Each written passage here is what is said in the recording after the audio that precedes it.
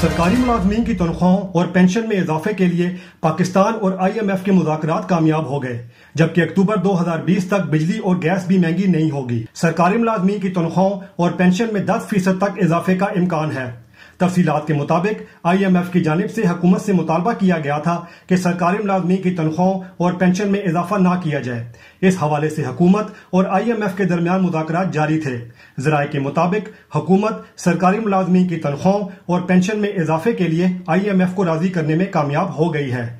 نہ صرف یہ کہ سرکاری ملازمین کی تنخواہوں اور پینشن میں اضافہ ہوگا، بلکہ آئی ایم ایف کو اکتوبر تک بجلی کی قیمتوں میں بھی اضافہ نہ کرنے کے لیے راضی کیا گیا ہے۔ آئی ایم ایف نے بجٹ برائے 2020-21 پیش کیے جانے سے قبل حکومت پر سخت اقدامات کے لیے دباؤ ڈالنا شروع کر دیا تھا۔ آئی ایم ایف کی جانب سے دباؤ ڈالا جا رہا تھا کہ سرکاری ملازمین کی تنخواہوں میں اضافہ نہ کیا جائے، بلکہ سرکاری ملازمین کی تنخواہوں میں 20% کٹوتی کر دی جائے اور گریڈ 18 سے 22 تک کے ملازمین کی تنخواہیں منجمد کرنے کا مطالبہ بھی کیا جا رہا تھا۔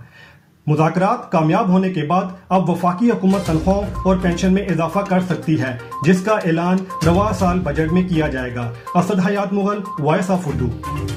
مزید خبروں کے لیے ہماری ویب سائٹ www.voiceofurdunews.nl یا فیس بک پیج پر کلک کریں۔ اس کے علاوہ آپ ہمارا یوٹیوب چینل بھی سبسکرائب کر کے مزید خبریں دیکھ سکتے ہیں۔ دیکھتے رہیے وائس آف اردو نیوز۔